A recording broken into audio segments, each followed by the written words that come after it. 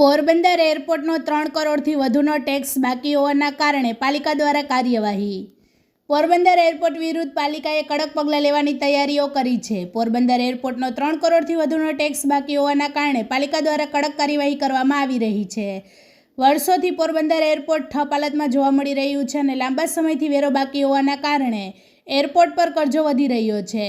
પોરબંદર પાલિકાએ અનેકવાર એરપોર્ટને વેરા બાબતે નોટિસ ફટકારી છે, પરંતુ એરપોર્ટના અધિકારીઓ ઘોર નિંદ્રામાં સૂઈ રહ્યા હોય તેવું લાગી રહ્યું છે અને અધિકારીઓની મુલાકાત લેવામાં આવી હતી, પરંતુ એરપોર્ટ અધિકારીઓ કંઈ બોલવા તૈયાર નથી. એરપોર્ટ અધિકારીઓને પૂછવા છતાં પણ કેટલો વેરો બાકી છે તે જણાવી રહ્યા નહોતા. પોરબંદરના વેપારીઓ અને જનતા દ્વારા પણ એરપોર્ટને ફરી ધમધમતું કરવા નેતાઓને રજૂઆતો કરી હતી, પરંતુ નેતાઓ માત્ર ને માત્ર ઉચ્ચ કક્ષાએ રજૂઆત કરી હોવાનું જણાવી સંતોષ માની લેતા હોય છે.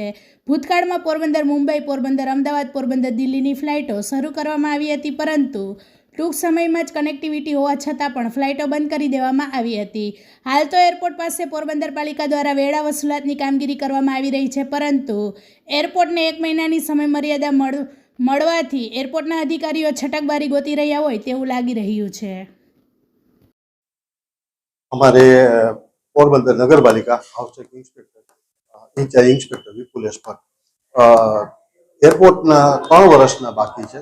એમાં 3,69,00,000 અને 53,417 રૂપિયા બાકી છે. એના 3 વર્ષથી છે. અમે એને નોટિસ આપેલી છે.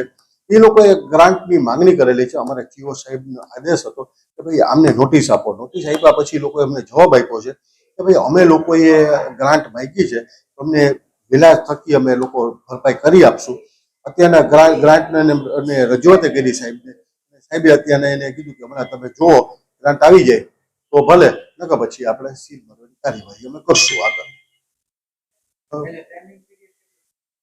એટલે ટાઈમિંગ પીરિયડ એને ગ્રાન્ટની અમને મહિના દિવસની માહિતી આપી છે, કારણ કે ઉપરથી ગ્રાન્ટ આવે એટલે કાગળિયું સર્વે કરે એ લોકોનું, એ પછી અમને ગ્રાન્ટ ફાળવે એટલે અમે લોકો એને મહિના દિવસની એને મુદત આપેલી છે. અમે લોકોએ એને જેમ બને હવે મહિના દિવસની મુદત પૂરી થશે એ પછી સાહેબ એમની સાથે ચર્ચા કરશે અને સાહેબ કહેશે તો અમારા માટે તો તૈયારી જ છે કે અમે લોકો સીલ મારી દઈશું એરપોર્ટમાં. તો અત્યારે એના પૈસા બાકી છે, એને પત્રથી જાણ કરેલી છે અને બિલ પણ આપેલું છે અને નોટિસ પણ આપેલી છે.